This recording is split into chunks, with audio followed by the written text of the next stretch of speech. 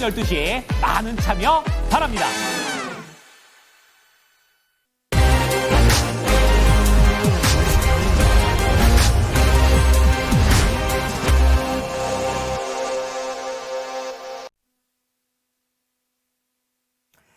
네, 오늘장 공포지수는 많이 약화가 된 듯한데 탐욕지수는 여전히 높습니다. 테마주단의 플레이가 굉장히 활발하게 진행이 되고 있고 오늘 중국 관련된 작은 사이즈의 종목군들도 굉장히 거래량 붙으면서 무섭게 올라오고 있고 정지 테마주의 손바뀜이 이제는 좀 끝날 걸까 명확하게 주도주가 가려졌나라는 생각도 하게 되는데 오늘 전방위적인 반등 확산 움직임 나타나고 있습니다. 어떻게 여기서 또 시장을 해석해봐야 되는지 이분의 도움 받아볼게요. 네, 이종복 전문가입니다. 안녕하세요.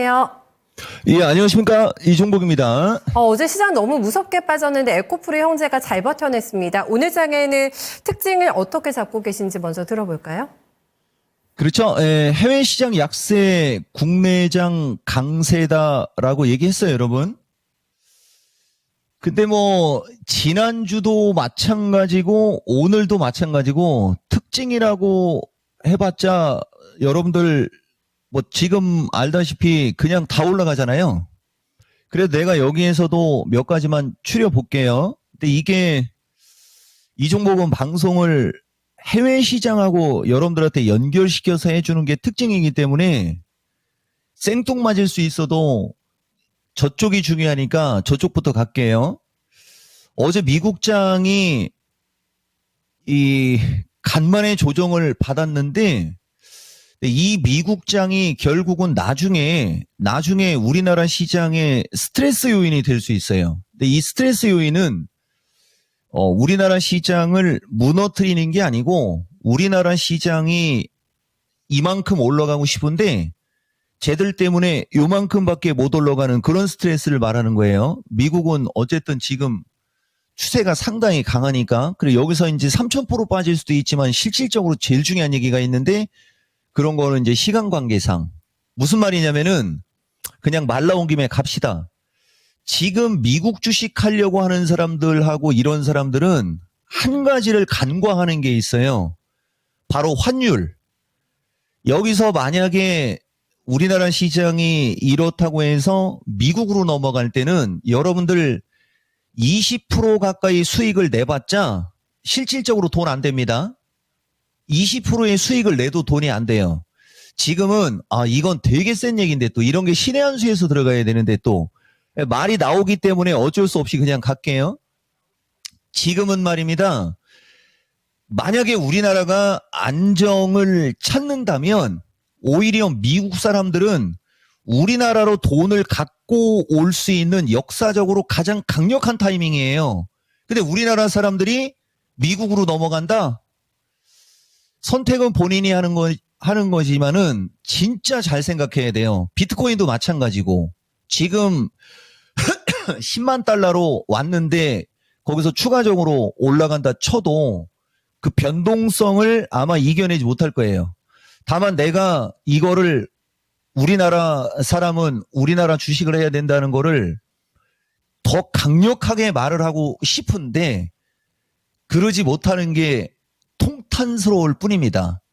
아시겠죠, 여러분? 그래서 어쨌든 미국 시장은 간만에 이제 약간 좀 거시기한 모습이 나왔는데 저 내면을 살펴보면 알버말이나 아니면 저쪽 리튬 관련주 쪽이나 에너지 관련주 쪽의 중소형주가 미국 시장에서는 강했다는 거. 그리고 어제 우리나라 장 마감하고 중국 시장이 폭등을 했거든요. 이처럼 중국이 어제 폭등한 것은 추가적인 경기 부양에 대한 기사가 나온 거거든요. 우리나라도 이런 기사가 나와야 되는 거예요. 다만 이제 지금 중국은 어제 우리나라 여기 보면 16시부터 날아갔잖아요. 이 변동성이 엄청난 거죠. 13,400에서 14,370이면 거의 1,000으로 올려버린 거예요. 거의 1,000을. 그러니까 이렇게 한번 올라갈 때는 이렇게 살벌하게 올라가요. 지금 주식시장이. 우리나라도 저렇게 되지 말라는 법은 없어요. 다만 내가 강하게 주장하지 못하는 건 좀 아쉽습니다. 왜냐면 이거저거 우리나라는 해결돼야 될 게 있기 때문에. 그렇지만 결국 해결되겠죠? 그래서 어쨌든 저러다 보니까 이제 우리나라도 오늘 같이 움직이는데, 내가 누차 얘기하지만 여러분, 이종복은 방송하는 내용이 완전 다르잖아요? 일반적인 수준하고. 일단 대부분 전업종 반등의 오늘장은 제약주를 제일 먼저 얘기를 안 할 수가 없죠.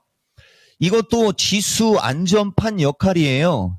다만 이제 보다시피 알테오젠이나 이 코스닥의 시총상위 리가켄바이오 같은 주식을 보면 최고점에서 단기간에 14만 원짜리가 9만 원까지 밀렸죠. 그러니까 매수세가 강하게 붙는 거고, 그다음에 여기서 하나를 더 얘기해 주면은, 얘들이 최근에 고점에서 급락을 할 때 기관들은 쓸어 담았죠? 보이시죠, 여러분? 그리고 외국인들이 어제부터 사기 시작했고요. 그다음에 알테오젠도 최근에 이렇게 박살이 나는데 기관하고 외국인은 쓸어 담았죠. 꼭대기에 있을 때는 얘들은 팔았고 급락이 나오니까 주워 담고 있잖아요. 이런 게 좀 안타까운 거죠, 여러분. 그래서 어쨌든 제약주 낙폭과대 위주 플러스 시총 상위, 그리고 뭐 유한양행이든 뭐 ABL 바이오든 이제 다 같이 올라가잖아요. 최근에 ABL 바이오도 박살이 날 때 기관들은 쓸어 담았습니다. 통탄서운 일이죠.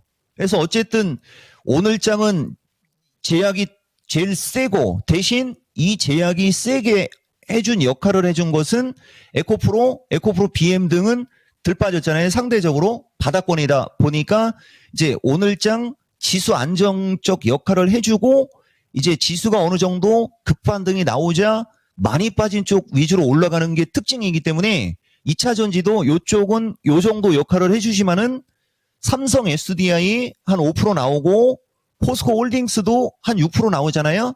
근데 이런 게 뭐 6% 올라가 봤자 여러분들 뭐 성에는 안 차겠지만은 본격적으로 정치 불안 이슈가 불거졌던 그 지점까지는 그냥 순간적으로 올라갈 수 있습니다. 여러분, 이런 의견 놓고요. 그래서 어쨌든 2차 전지, 그 다음에 포스코, 퓨처 등 거의 의미 있는 캔들이 나오는 거예요. 지금 2차 전지도.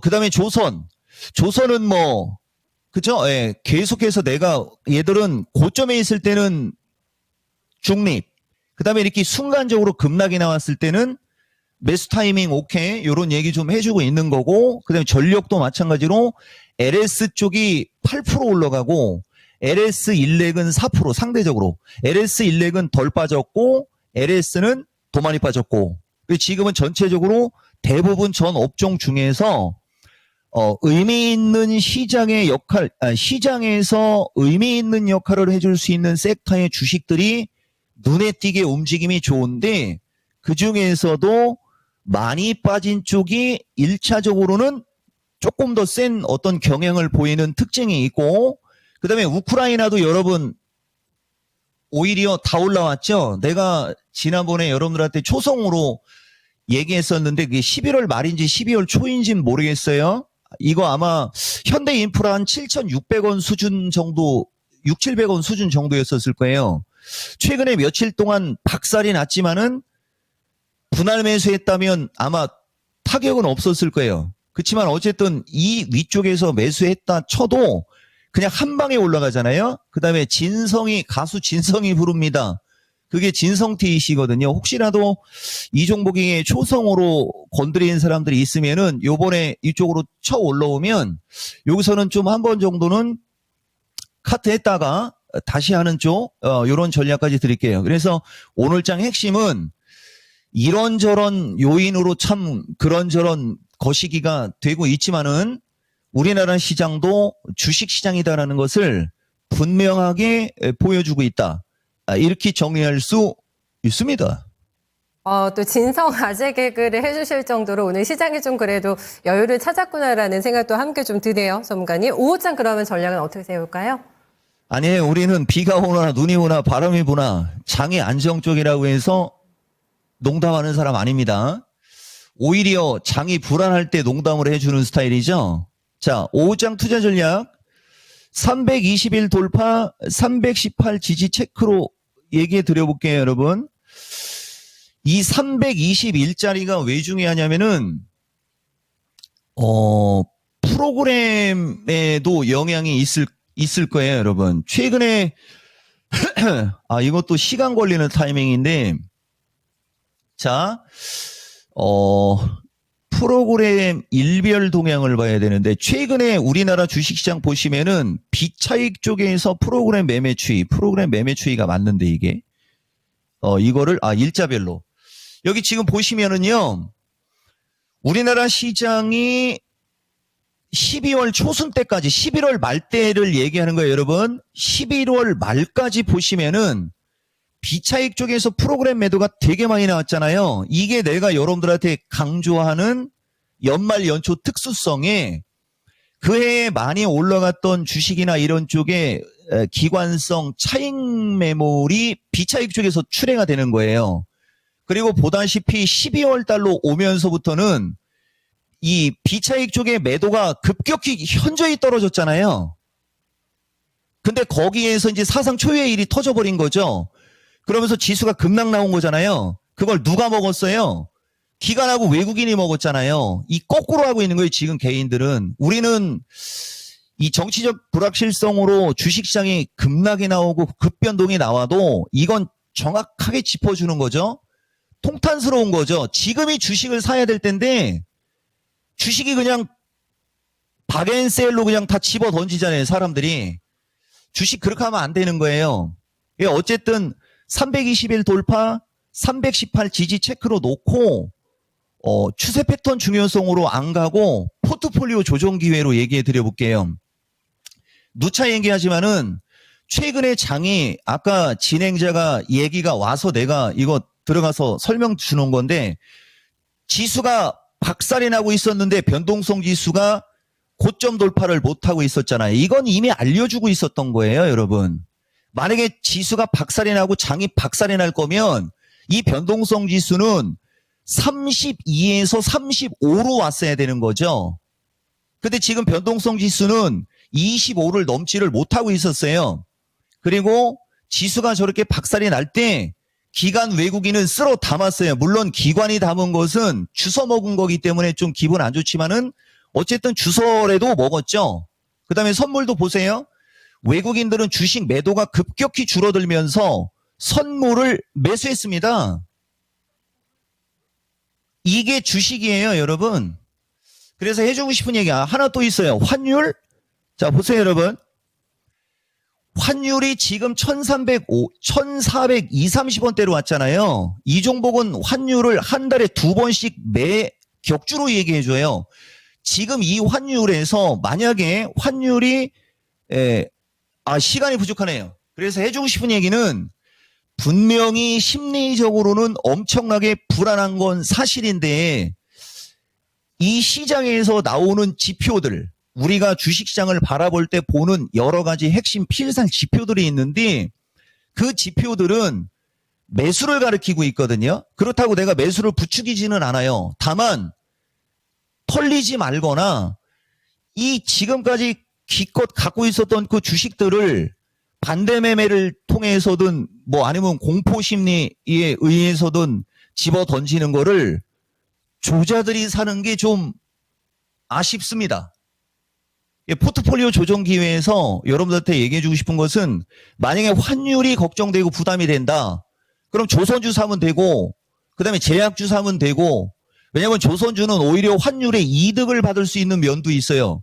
반도체나 이런 거에 비해서는 조선주가 환율의 반사익을 받을 수 있는 게 있으니까 조선주가 많이 빠지면 조선주 담으면 되고, 환율과 영향이 가장 적은 쪽을 본다면 그 제약주고, 그 다음에 환율과 영향이 가장 적은 쪽을 본다면 그게 성장주인데, 성장주 쪽은 종합의 변동성이 엄청나게 클 때는 쥐약이에요.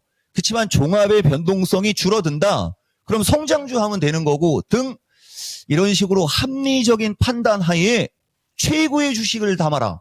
이게 내가 하고 싶은 말입니다.